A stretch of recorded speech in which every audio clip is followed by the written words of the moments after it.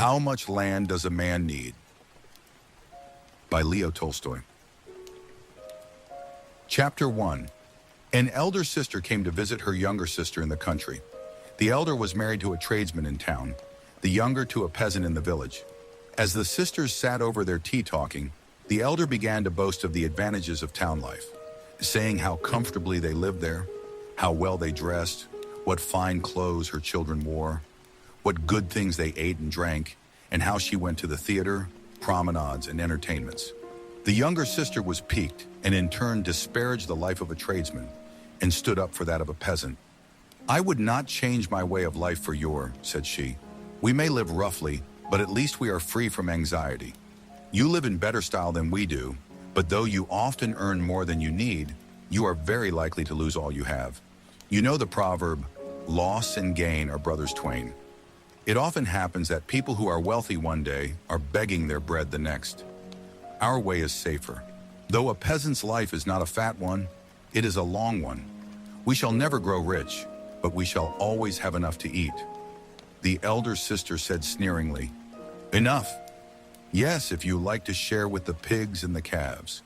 What do you know of elegance or manners? However much your goodman may slave, you will die as you are living, on a dung heap, and your children the same." "Well, what of that?" replied the younger. "Of course our work is rough and coarse, but on the other hand, it is sure, and we need not bow to anyone. But you and your towns are surrounded by temptations. Today all may be right, but tomorrow the evil one may tempt your husband with cards, wine, or women, and all will go to ruin. Don't such things happen often enough?" Pahom, the master of the house, was lying on the top of the oven, and he listened to the women's chatter. "It is perfectly true," thought he. "Busy as we are from childhood tilling Mother Earth, we peasants have no time to let any nonsense settle in our heads. Our only trouble is that we haven't land enough. If I had plenty of land, I shouldn't fear the devil himself." The women finished their tea, chatted a while about dress, and then cleared away the tea things and lay down to sleep. But the devil had been sitting behind the oven and had heard all that was said. He was pleased that the peasant's wife had led her husband into boasting, and that he had said that if he had plenty of land, he would not fear the devil himself. "All right," thought the devil, "we will have a tussle. I'll give you land enough, and by means of that land, I will get you into my power." Chapter 7. Nord. Close to the village there lived a lady, a small landowner, who had an estate of about 300 acres. She had always lived on good terms with the peasants until she engaged as her steward an old soldier who took to burdening the people with fines. However careful Pahom tried to be, it happened again and again that now a horse of his got among the lady's oats, now a cow strayed into her garden, now his calves found their way into her meadows, and he always had to pay a fine. Pahom paid up but grumbled, and going home in a temper, was rough with his family. All through that summer, Pahom had much trouble because of this steward, and he was even glad when winter came and the cattle had to be stabled. Though he grudged the fodder when they could no longer graze on the pasture land, at least he was free from anxiety about them. In the winter, the news got about that the lady was going to sell her land, and that the keeper of the inn on the high road was bargaining for it. When the peasants heard this, they were very much alarmed. "Well," thought they, "if the innkeeper gets the land, he will worry us with fines worse than the lady's steward. We all depend on that estate." So the peasants went on behalf of their commune and asked the lady not to sell the land to the innkeeper, offering her a better price for it themselves. The lady agreed to let them have it. Then the peasants tried to arrange for the commune to buy the whole estate so that it might be held by them all in common. They met twice to discuss it, but could not settle the matter. The evil one sowed discord among them, and they could not agree. So they decided to buy the land individually, each according to his means, and the lady agreed to this plan as she had to the other. Presently, Pahom heard that a neighbor of his was buying 50 acres, and that the lady had consented to accept one half in cash and to wait a year for the other half. Pahom felt envious. "Look at that," thought he. "The land is all being sold, and I shall get none of it." So he spoke to his wife. "Other people are buying," said he, "and we must also buy 20 acres or so. Life is becoming impossible. That steward is simply crushing us with his fines." So they put their heads together and considered how they could manage to buy it. They had 100 rubles laid by. They sold a colt and one half of their bees, hired out one of their sons as a laborer, and took his wages in advance, borrowed the rest from a brother-in-law, and so scraped together half the purchase money. Having done this, Pahom chose out a farm of 40 acres, some of it wooded, and went to the lady to bargain for it. They came to an agreement, and he shook hands with her upon it and paid her a deposit in advance. Then they went to town and signed the deeds, he paying half the price down and undertaking to pay the remainder within 2 years. So now Pahom had land of his own. He borrowed seed and sowed it on the land he had bought. The harvest was a good one, and within a year he had managed to pay off his debts both to the lady and to his brother-in-law. So he became a landowner, plowing and sowing his own land, making hay on his own land, cutting his own trees, and feeding his cattle on his own pasture. When he went out to plow his fields, or to look at his growing corn, or at his grass meadows, his heart would fill with joy. The grass that grew and the flowers that bloomed there seemed to him unlike any that grew elsewhere. Formerly, when he had passed by that land, it had appeared the same as any other land, but now it seemed quite different. Chapter 3. So Pahom was well contented, and everything would have been right if the neighboring peasants would only not have trespassed on his cornfields and meadows. He appealed to them most civilly, but they still went on. Now the communal herdsman would let the village cows stray into his meadows, then horses from the night pasture would get among his corn. Pahom turned them out again and again and forgave their owners, and for a long time he forbore from prosecuting anyone. But at last he lost patience and complained to the district court. He knew it was the peasants' want of land, and no evil intent on their part, that caused the trouble. But he thought, "I cannot go on overlooking it, or they will destroy all I have. They must be taught a lesson." So he had them up, gave them one lesson, and then another, and 2 or 3 of the peasants were fined. After a time, Pahom's neighbors began to bear him a grudge for this, and would now and then let their cattle onto his land on purpose. One peasant even got into Pahom's wood at night and cut down 5 young lime trees for their bark. Pahom, passing through the wood one day, noticed something white. He came nearer and saw the stripped trunks lying on the ground, and close by stood the stumps where the trees had been. Pahom was furious. If he had only cut one here and there, it would have been bad enough, thought Pahom. But the rascal has actually cut down a whole clump. If I could only find out who did this, I would pay him out. He racked his brains as to who it could be. Finally, he decided it must be Simon. No one else could have done it. So he went to Simon's homestead to have a look round, but he found nothing and only had an angry scene. However, he now felt more certain than ever that Simon had done it, and he lodged a complaint. Simon was summoned. The case was tried and retried, and at the end of it all, Simon was acquitted, there being no evidence against him. Pahom felt still more aggrieved and let his anger loose upon the elder and the judges. "You let thieves grease your palms," said he. "If you were honest folk yourselves, you would not let a thief go free." So Pahom quarreled with the judges and with his neighbors. Threats to burn his building began to be uttered. So though Pahom had more land, his place in the commune was much worse than before. About this time, a rumor got about that many people were moving to new parts. "There's no need for me to leave my land," thought Pahom, "but some of the others might leave our village, and then there would be more room for us.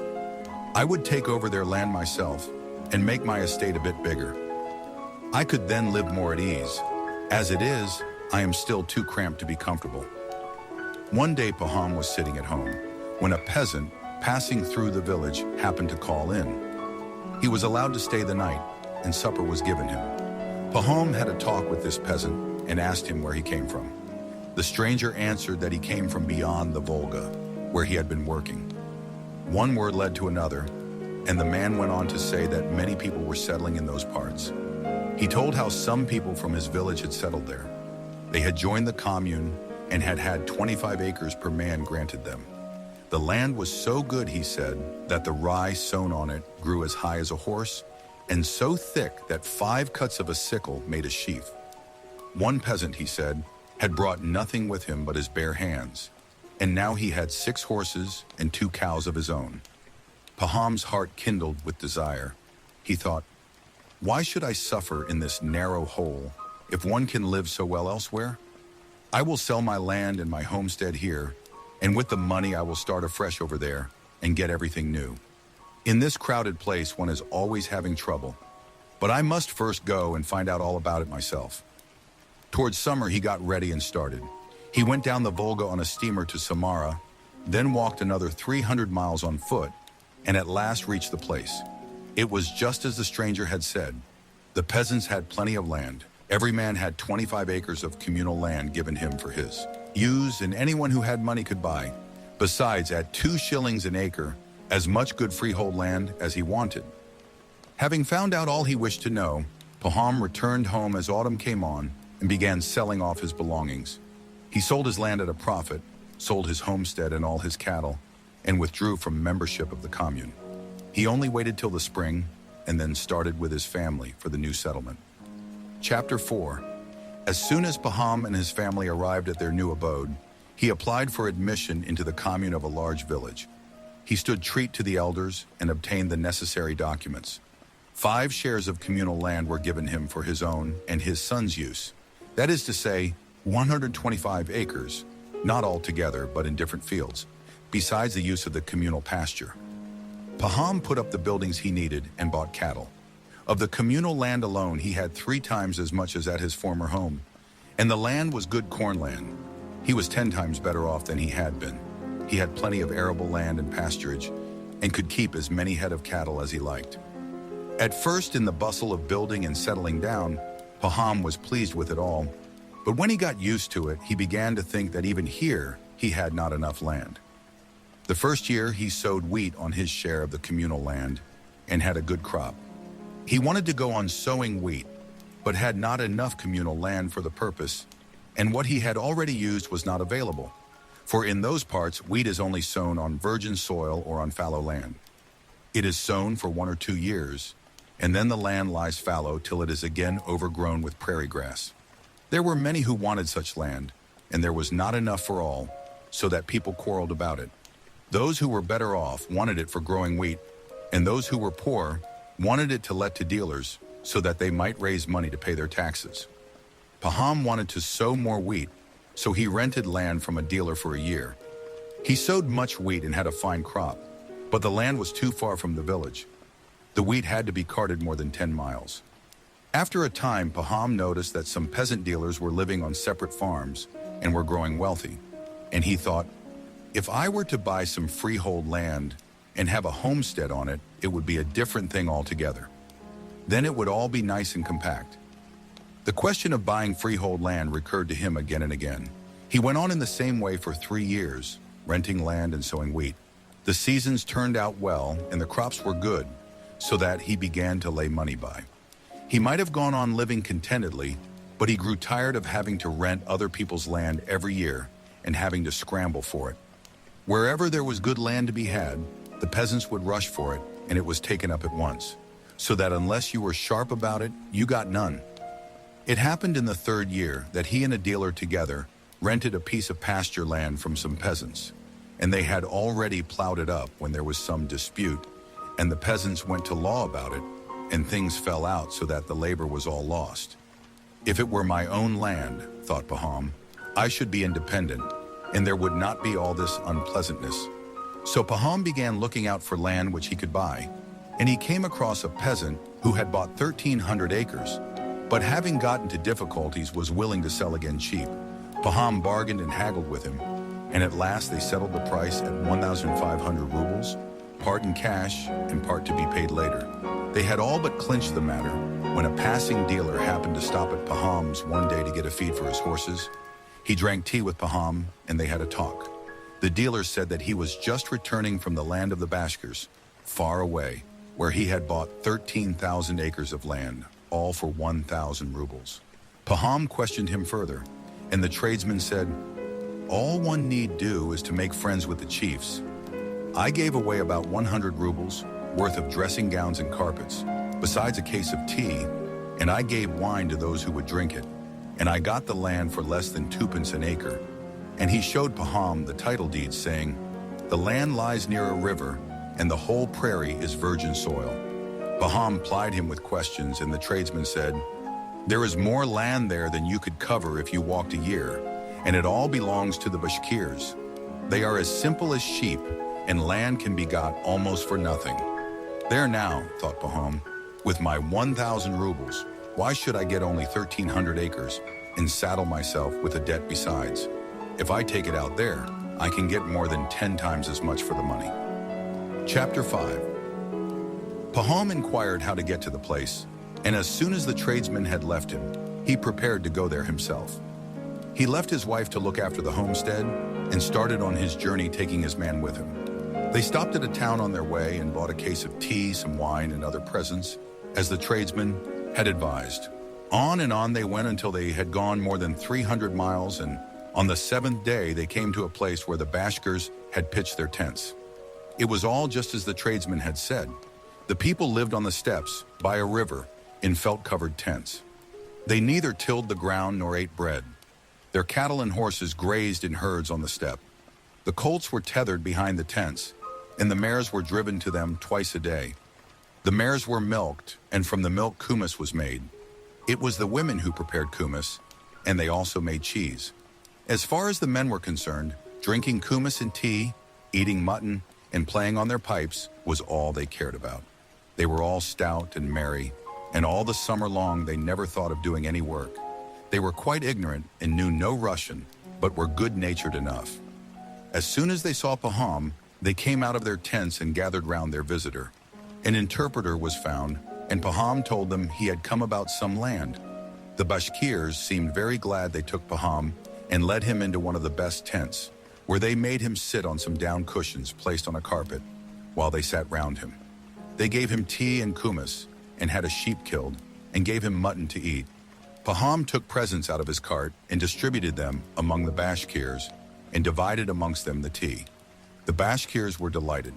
They talked a great deal among themselves, and then told the interpreter to translate. "They wish to tell you," said the interpreter, "that they like you, and that it is our custom to do all we can to please a guest and to repay him for his gifts.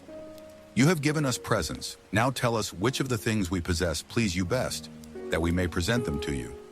"What pleases me best here," answered Pahom, "is your land. Our land is crowded, and the soil is exhausted. But you have plenty of land, and it is good land. I never saw the like of it." The interpreter translated. The Bashkirs talked among themselves for a while. Pahom could not understand what they were saying, but saw that they were much amused, and that they shouted and laughed. Then they were silent and looked at Pahom, while the interpreter said, "They wish me to tell you that in return for your presents, they will gladly give you as much land as you want. You have only to point it out with your hand, and it is yours." The Bashkirs talked again for a while and began to dispute. Pahom asked what they were disputing about, and the interpreter told him that some of them thought they ought to ask their chief about the land and not act in his absence, while others thought there was no need to wait for his return. Chapter 6. While the Bashkirs were disputing, a man in a large fox fur cap appeared on the scene. They all became silent and rose to their feet. The interpreter said, "This is our chief himself."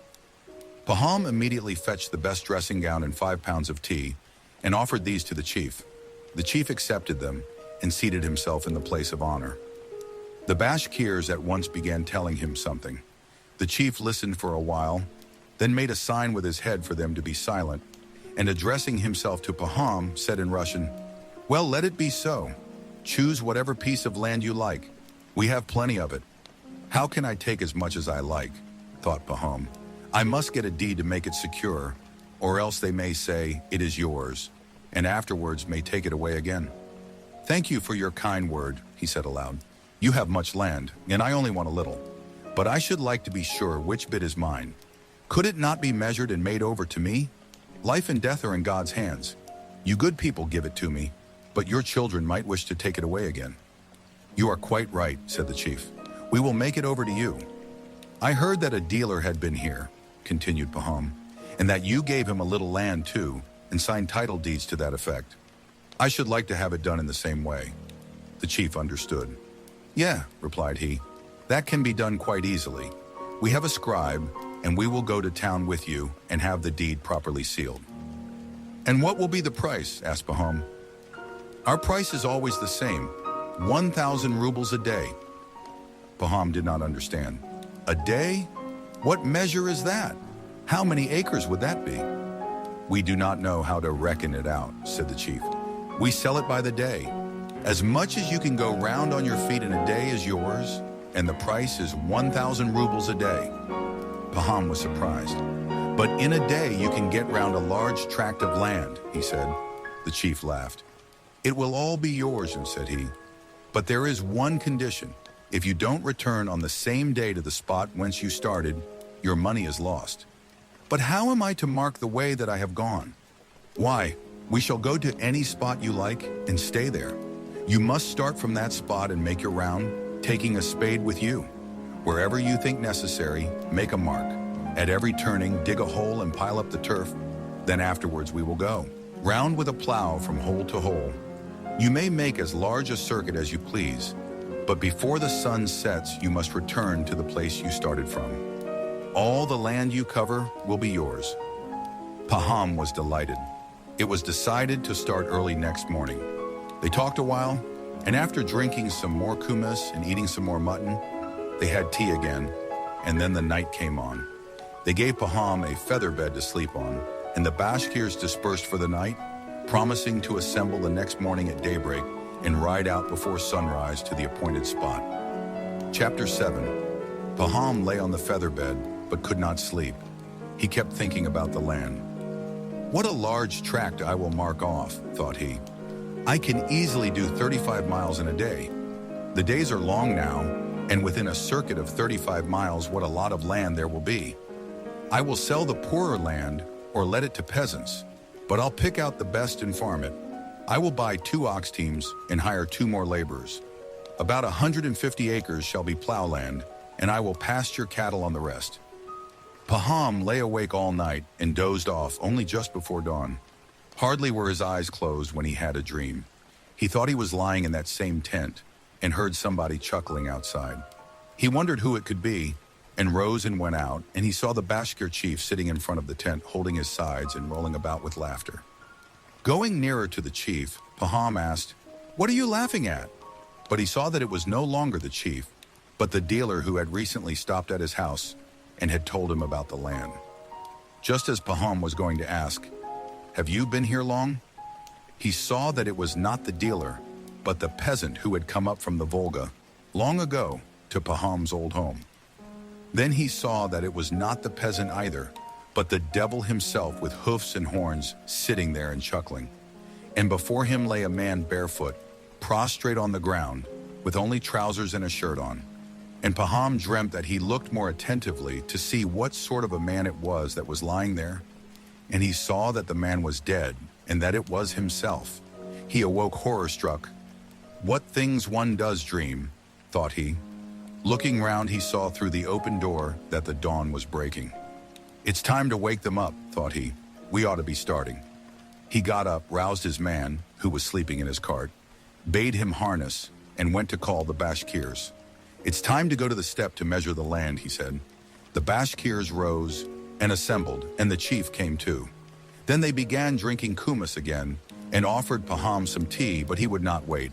"If we are to go, let us go. It is high time," said he. Chapter 8. The Bashkirs got ready, and they all started, some mounted on horses and some in carts. Pahom drove in his own small cart with his servant and took a spade with him. When they reached the steppe, the morning red was beginning to kindle. They ascended a hillock, called by the Bashkirs a shikan, and dismounting from their carts and their horses, gathered in one spot. The chief came up to Pahom and stretching out his arm toward the plain. "See," said he, "all this, as far as your eye can reach, is ours. You may have any part of it you like."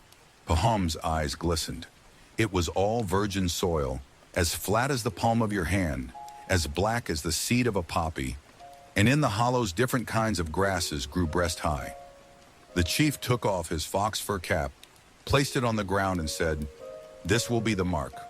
Start from here and return here again. All the land you go round shall be yours." Pahom took out his money and put it on the cap. Then he took off his outer coat, remaining in his sleeveless undercoat.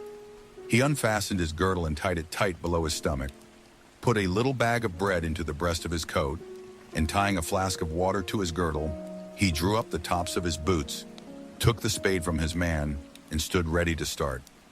He considered for some moments which way he had better go. It was tempting everywhere. No matter, he concluded, I will go towards the rising sun. He turned his face to the east, stretched himself, and waited for the sun to appear above the rim. I must lose no time, he thought, and it is easier walking while it is still cool. The sun's rays had hardly flashed above the horizon before Pahom, carrying the spade over his shoulder, went down into the steppe. Pahom started walking neither slowly nor quickly. After having gone 1,000 yards, he stopped, dug a hole, and placed pieces of turf one on another to make it more visible. Then he went on, and now that he had walked off his stiffness, he quickened his pace. After a while, he dug another hole. Pahom looked back. The hillock could be distinctly seen in the sunlight, with the people on it and the glittering tires of the cartwheels. At a rough guess, Pahom concluded that he had walked 3 miles. It was growing warmer. He took off his undercoat, flung it across his shoulder, and went on again. It had grown quite warm now. He looked at the sun. It was time to think of breakfast. The first shift is done, but there are 4 in a day, and it is too soon yet to turn. But I will just take off my boots, said he to himself. He sat down, took off his boots, stuck them into his girdle, and went on. It was easy walking now. I will go on for another 3 miles, thought he, and then turn to the left. This spot is so fine that it would be a pity to lose it. The further one goes, the better the land seems. He went straight on for a while, and when he looked round, the hillock was scarcely visible, and the people on it looked like black ants, and he could just see something glistening there in the sun. Ah, thought Pahom, I have gone far enough in this direction. It is time to turn. Besides, I am in a regular sweat and very thirsty. He stopped, dug a large hole, and heaped up pieces of turf. Next, he untied his flask, had a drink, and then turned sharply to the left. He went on and on. The grass was high, and it was very hot. Pahom began to grow tired. He looked at the sun and saw that it was noon. Well, he thought, I must have a rest. He sat down and ate some bread and drank some water, but he did not lie down, thinking that if he did, he might fall asleep. After sitting a little while, he went on again. At first, he walked easily. The food had strengthened him, but it had become terribly hot, and he felt sleepy. Still, he went on, thinking, an hour to suffer, a lifetime to live. He went a long way in this direction also, and was about to turn to the left again, when he perceived a damp hollow. It would be a pity to leave that out, he thought. Flax would do well there. So he went on past the hollow and dug a hole on the other side of it before he turned the corner. Pahom looked towards the hillock. The heat made the air hazy. It seemed to be quivering, and through the haze, the people on the hillock could scarcely be seen. Ah, thought Pahom, I have made the sides too long. I must make this one shorter. And he went along the third side, stepping faster. He looked at the sun. It was nearly halfway to the horizon, and he had not yet done 2 miles of the third side of the square. He was still 10 miles from the goal. No, he thought, though it will make my land lopsided, I must hurry back in a straight line now. I might go too far, and as it is, I have a great deal of land. So Pahom hurriedly dug a hole and turned straight towards the hillock. Chapter 9. Pahom went straight towards the hillock, but he now walked with difficulty. He was done up with the heat, his bare feet were cut and bruised, and his legs began to fail. He longed to rest, but it was impossible if he meant to get back before sunset. The sun waits for no man, and it was sinking lower and lower. Oh dear, he thought, if only I have not blundered trying for too much. What if I am too late? He looked toward the hillock and at the sun. He was still far from his goal, and the sun was already near the rim. Pahom walked on and on. It was very hard walking, but he went quicker and quicker. He pressed on but was still far from the place. He began running, threw away his coat, his boots, his flask, and his cap, and kept only the spade which he used as a support. "What shall I do?" he thought again. "I have grasped too much and ruined the whole affair. I can't get there before the sun sets." And this fear made him still more breathless. Pahom went on running. His soaking shirt and trousers stuck to him, and his mouth was parched. His breast was working like a blacksmith's bellows. His heart was beating like a hammer, and his legs were giving way as if they did not belong to him. Pahom was seized with terror lest he should die of the strain. Though afraid of death, he could not stop. "After having run all that way, they will call me a fool if I stop now," thought he. And he ran on and drew near and heard the Bashkirs yelling and shouting to him, and their cries inflamed his heart still more. He gathered his last strength and ran on. The sun was close to the rim, and cloaked in mist looked large and red as blood. Now, yes now, it was about to set. The sun was quite low, but he was also quite near his aim. Pahom could already see the people on the hillock waving their arms to hurry him up. He could see the fox fur cap on the ground, and the money on it, and the chief sitting on the ground holding his sides. And Pahom remembered his dream. "There is plenty of land," thought he, "but will God let me live on it? I have lost my life. I have lost my life. I shall never reach that spot." Pahom looked at the sun, which had reached the earth. One side of it had already disappeared. With all his remaining strength, he rushed on, bending his body forward so that his legs could hardly follow fast enough to keep him from falling. Just as he reached the hillock, it suddenly grew dark. He looked up. The sun had already set. He gave a cry.